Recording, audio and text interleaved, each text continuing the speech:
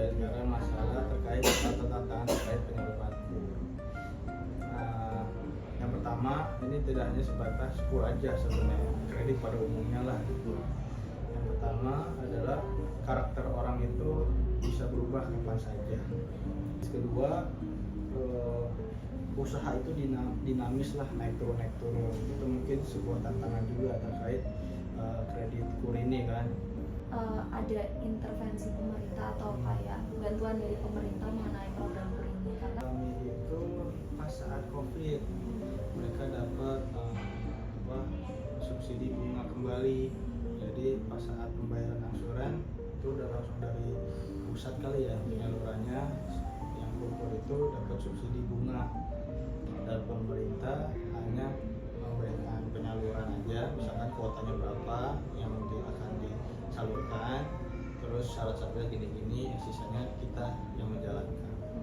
Tetap sih kita jalankan sesuai prosedur, dalam artian yang berhak kita kasih, yang tidak berhak ya kita arahkan ke retail. Terus yang kedua, tantangan akan selalu ada, tinggal kita meminimalisirkannya terkait resikonya tidak akan semakin besar sesuai histori yang sudah ada lah sebelumnya, atau kita bisa menganalisa lebih lanjut terkait kemampuan bayarnya itu, kita bisa mengurangi lah dari laba bersih dia gitu. Saya jangan terlalu mepet banget, atau di bawah 75% lebih baik. di perkiraan data aja nih, kira-kira dari selama pasca pandemi itu permintaan kredit di sini itu kira-kira bisa dikatakan terus meningkat sampai sekarang atau ada naik turunnya gitu? COVID ini sih gambaran saya aja ya, takutnya nggak pasti juga. Itu stabil. Ada beberapa usaha yang muncul baru, ya kan. Jadi ya ada aja sih yang ngajuin ke rumah gitu. Kalau simpelnya mah ya. Karena Indonesia itu sebenarnya sebelum masuk perang tarif di kita, tantangannya masih besar terhadap pinjol dan judol. Itu yang akan sangat mengganggu menengah ke bawah. Sedangkan kan ujung tombak ekonomi Indonesia kan sebenarnya menengah ke bawah kan. Jadi kayak warung-warung itu sangat bertambah banget, warung-warung kecil, sehingga masih stagnan aja.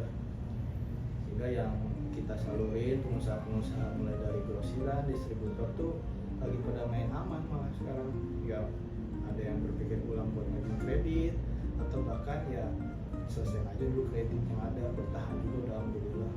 Dilaksanakan secara digital gitu Pak, atau masih dengan harus ke banknya sendiri gitu? Kalau yang kita udah bisa ngajuin based on HP, misalnya nanti datanya langsung masuk ke Brispot kita atau di sistem kita, itu yang kita akan proses.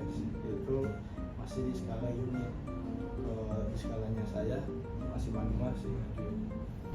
Itu ibaratnya berarti langsung kerjasamanya sama BRI aja nih kalau urusan sama masyarakat, jadi dari BRI-nya gitu ya Pak? Ketentuan KUR yang 2020 kayak gini, setiap bank nih nggak cuma Himbara doang, ternyata bank BPD ada hak juga, bank swasta juga ada hak terkait penyaluran KUR-nya. Kalau dulu kan hanya Himbara tuh, sekarang lebih luas semua pada dikasih, tapi bedanya kuota masing bank itu setiap tahunnya dikasih berapa. Nah setelahnya kita yang jadi tanggung jawab buat penyalurannya tepat gunakah, sesuai syarat-syaratnya, karena ya setiap tahun kita juga ada audit gitu. Iya nih ya, penelitian kelompok doang kan ini ya? Iya, kelompok.